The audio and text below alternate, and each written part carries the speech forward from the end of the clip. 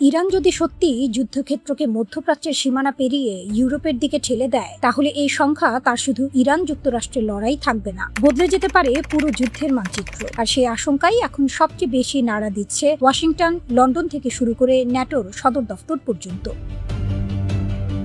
কারণ তেহরানের বার্তা এবার আগের চেয়ে অনেক বেশি স্পষ্ট। ইরানের ওপর আঘাত বাড়ানো হলে পাল্টা আঘাতও আর শুধু মধ্যপ্রাচ্যে সীমাবদ্ধ নাও থাকতে পারে। ফাইন্যান্সিয়াল টাইমসের এক প্রতিবেদনে দাবি করা হয়েছে, যুক্তরাষ্ট্র যদি ইরানের অবকাঠামোতে বড় ধরনের হামলা চালায়, তাহলে ইউরোপের মাটিতে থাকা মার্কিন সামরিক স্থাপনাগুলোও ইরানের সম্ভাব্য পাল্টা হামলার তালিকায় আসতে পারে। আর এখানেই তৈরি হয়েছে ভয়ঙ্কর এক সমীকরণ।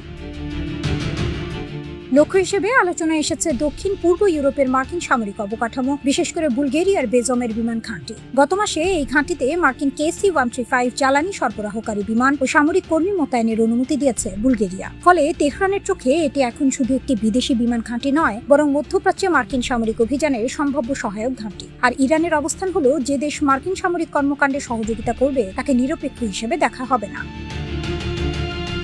ইরানের সশস্ত্র বাহিনীর chief of the general staff major general Ali Abdullahi বুধবার সরাসরি সতর্ক করেছেন, মার্কিন সামরিক বাহিনীকে কোনো ধরনের সহায়তা বা সুবিধা দেওয়া হলে সেটিকে তেহরান সক্রিয় সহযোগিতা হিসেবে বিবেচনা করবে।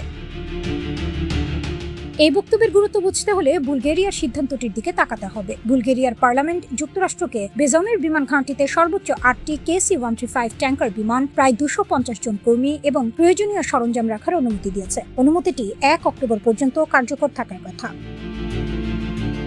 ইরানের পররাষ্ট্রমন্ত্রী আব্বাস আরাকচিও বুলগেরিয়াকে সিদ্ধান্তটি পুনর্বিবেচনার আহ্বান জানিয়েছেন। তেহরানের যুক্তি, এই মোতায়েন ইরানের বিরুদ্ধে মার্কিন সামরিক অভিযানে সহায়তা করার শামিল। কিন্তু গল্প এখানেই শেষ নয়। সম্ভাব্য লক্ষ্য হিসেবে উঠে এসেছে সাইপ্রাসও। সেখানে ব্রিটিশ সামরিক ঘাঁটি আক্রো-3 মার্চে একটি ড্রোন হামলার শিকার হয়েছিল। পশ্চিমা কর্মকর্তারা তখন ধারণা করেছিলেন ড্রোনটি ইরানের সঙ্গে সংশ্লিষ্ট কোনো শক্তির ব্যবহার করা হতে পারে। অর্থাৎ ইউরোপের মাটিতে ইরানের সামরিক সক্ষমতার ছায়া একেবারে কাল্পনিক বিষয় নয়। এর চেয়েও ভয়ঙ্কর আরেকটি সম্ভাবনার কথা এসেছে হরমুজ প্রণালীর নিচ দিয়ে যাওয়া সাবমেরিন ফাইবার অপটিক কেবল।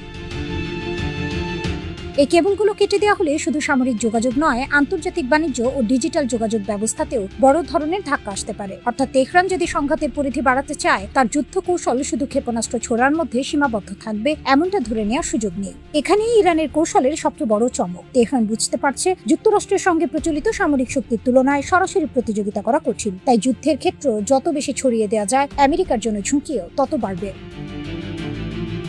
আর এর একটি নমুনা ইতিমধ্যেই দেখা গেছে জর্ডানে। গত মাসে জর্ডানে একটি মার্কিন ঘাঁটিতে হামলায় 3 মার্কিন সেনা নিহত হওয়ার ঘটনাকে ইরানের অভ্যন্তরীণ সূত্রগুলো তেহরানের সবচেয়ে নিখুঁত দূরপাল্লার হামলা হিসেবে বর্ণনা করেছে। এই হামলার মাধ্যমে ইরান শুধু একটি সামরিক লক্ষ্যবস্তুতে আঘাত করেনি, বরং একটি বার্তা দিয়েছে। বার্তাটি হলো, ইরানের প্রতিশোধের পরিধি মধ্যপ্রাচ্যের প্রচলিত যুদ্ধক্ষেত্রের চেয়েও অনেক দূরে যেতে পারে। একজন ইরানি সূত্রের ভাষ্য অনুযায়ী, ইউরোপও যদি এই যুদ্ধে জড়িয়ে পড়ে, তাহলে ইউরোপীয় দেশগুলোকে বুঝতে হবে ইরানের ক্ষেপণাস্ত্র তাদের কাছেও পৌঁছাতে পারে। এদিকে ইরান ইতোমধ্যে নিজেদের সামরিক অবস্থান বদলের ইঙ্গিত দিয়েছে। রয়টার্সকে দেওয়া এক ইরানি কর্মকর্তার বক্তব্য অনুযায়ী, যুক্তরাষ্ট্রের সঙ্গে স্থায়ী যুদ্ধবিরতির কূটনৈতিক প্রচেষ্টা থমকে যাওয়ায় তেহরান পুরোপুরি আক্রমণাত্মক সামরিক অবস্থানে যাওয়ার প্রস্তুতি নিচ্ছে। আর সবচেয়ে গুরুত্বপূর্ণ সতর্কবার্তাটি এসেছে হরমুজ প্রণালীকে ঘিরে। ইরানি কর্মকর্তা বলেছেন, কূটনীতি ব্যর্থ হলে যুক্তরাষ্ট্রের নৌ অবরোধ ভাঙতে তেহরান সময়মতো এবং নির্ভুল সামরিক পদক্ষেপ নিতে প্রস্তুত। হরমুজ প্রণালী কেন এত গুরুত্বপূর্ণ? কারণ বিশ্বের অন্যতম গুরুত্বপূর্ণ জ্বালানি পরিবহন পথ এটি। এখানে বড় ধরনের সামরিক সংঘাত শুরু হলে শুধু যুক্তরাষ্ট্র ও ইরান নয়, গোটা বিশ্ব অর্থনীতি তার ধাক্কা অনুভব করতে পারে। আর ইরানের হাতে রয়েছে এমন ক্ষেপণাস্ত্র যেগুলো দিয়ে দূরের লক্ষ্যবস্তুতে আঘাত হানার চেষ্টা করা সম্ভব।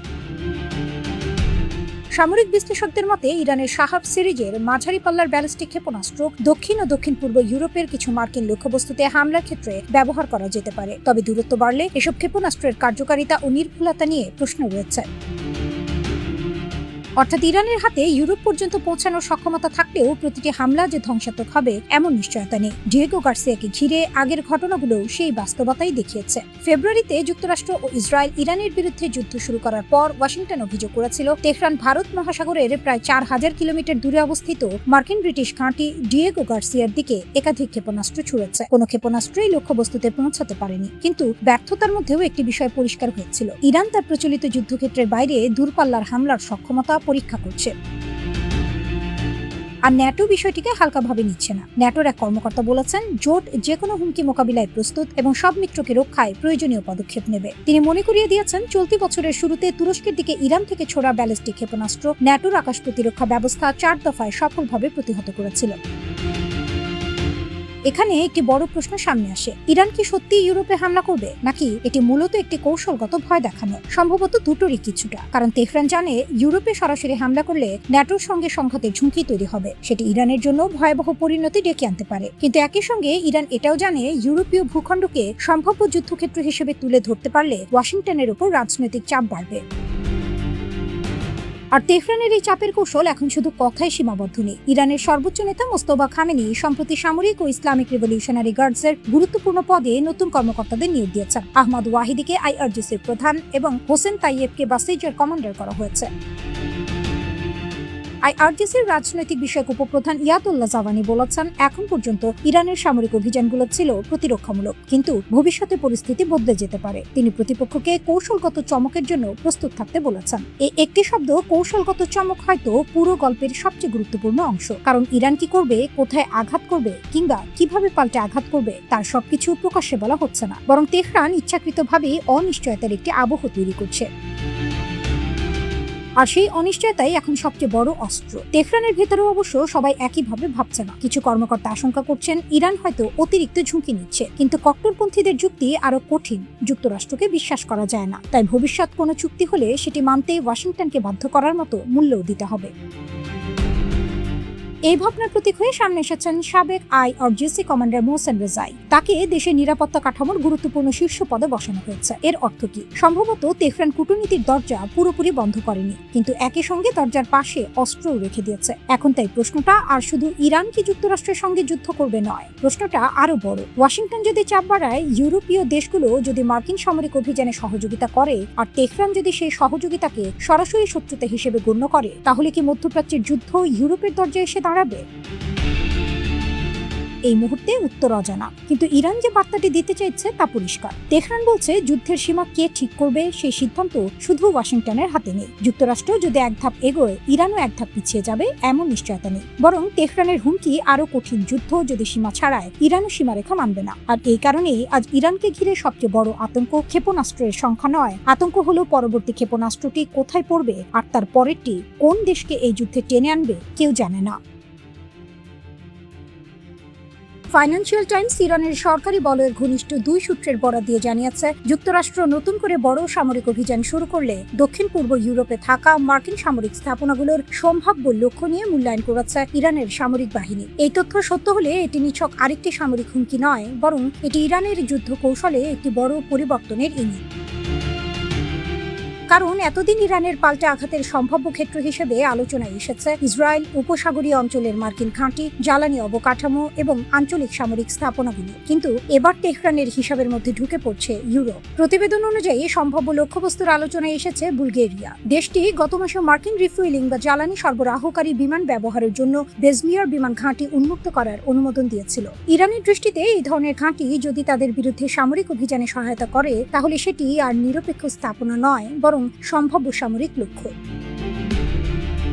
সাইপ্রাসের নামও উঠে এসেছে। সেখানে একটি ব্রিটিশ বিমান ঘাঁটিতে চলতি বছরের মার্চে ড্রোন হামলার ঘটনা ঘটেছিল। ফলে ইউরোপের সামরিক অবকাঠামো যে ইরানের নজরের বাইরে নেই, এই প্রতিবেদন সেই আশঙ্কায় আরো জোরালো করছে। কিন্তু এখানেই শেষ নয়। সবচেয়ে ভয়ঙ্কর অধ্যায়টি হয়তো লুকিয়ে আছে সমুদ্রের নিচে। ফাইন্যান্সিয়াল টাইমসের প্রতিবেদনে বলা হয়েছে, সংঘাত আরো বাড়লে কৌশলগতভাবে গুরুত্বপূর্ণ হরমুজ প্রণালীর সমুদ্র তলদেশে থাকা ফাইবার অপটিক কেবলগুলোকেও সম্ভাব্য লক্ষ্য হিসেবে বিবেচনা করা হচ্ছে। কেন এটি গুরুত্বপূর্ণ? কারণ আধুনিক বিশ্বে সমুদ্রের নিচে থাকা এই কেবলগুলো শুধু ইন্টারনেটের সংযোগ বহন করে না, এগুলোর মাধ্যমে আন্তর্জাতিক আর্থিক লেনদেন, সরকারি যোগাযোগ, ব্যবসায়িক তথ্য এবং বৈশ্বিক ডিজিটাল অবকাঠামোর বিশাল অংশ পরিচালিত হয়। অর্থাৎ যুদ্ধ যদি এই পর্যায়ে পৌঁছায়, ক্ষতির প্রভাব কোনো একটি সামরিক ঘাঁটির মধ্যে সীমাবদ্ধ থাকবে না, আঘাত লাগতে পারে বৈশ্বিক যোগাযোগ ব্যবস্থায়। আর সেখানেই ইরানের সম্ভাব্য কৌশলের ভয়াবহতা। তেহরানের ঘনিষ্ঠ একটি সূত্র ফাইন্যান্সিয়াল টাইমসকে জানিয়েছে, ট্রাম্প যদি ইরানের অবকাঠামোর বিরুদ্ধে হামলার আগের হুমকি বাস্তবায়ন করেন, তাহলে সংঘাতকে বিশ্বজুড়ে ছড়িয়ে দেওয়ার সব পথ খোলা রাখছে ইরান। বার্তাটি পরিষ্কার, যুক্তরাষ্ট্র যদি সীমা অতিক্রম করে, ইরানও প্রতিরোধের সীমা মধ্যপ্রাচ্যে আটকে রাখবে না।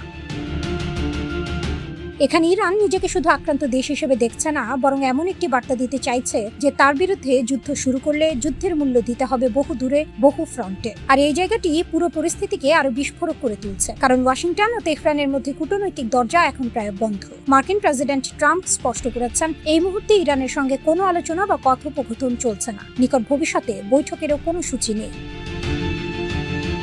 অন্যদিকে ইরানি সামরিক কর্মকর্তারা আগেই সতর্ক করে দিয়েছেন, ইরানের ভূখণ্ডে হামলা চালাতে যে ঘাঁটি ব্যবহার করা হবে সেটিকেই তারা বৈধ লক্ষ্য হিসেবে বিবেচনা করবে। এই ঘোষণার অর্থ খুবই সরল। ইরান হয়তো সরাসরি বলছে, আপনি যদি আমার দিকে ক্ষেপণাস্ত্র ছোড়েন তাহলে শুধু সেই ক্ষেপণাস্ত্রের উৎক্ষেপণ স্থল নয়, আপনার যুদ্ধ চালানোর অবকাঠামো আমার নিশানায় আসতে পারে। সামরিক বিশ্লেষকদের মতে ইরানের হাতে এমন ক্ষেপণাস্ত্র রয়েছে যেগুলো দক্ষিণ ও দক্ষিণ পূর্ব ইউরোপের কিছু এলাকায় পৌঁছাতে সক্ষম। অবশ্য দূরত্ব বাড়ার সঙ্গে সঙ্গে নির্ভুলতা ও কার্যকারিতা নিয়ে প্রশ্ন থাকতে পারে।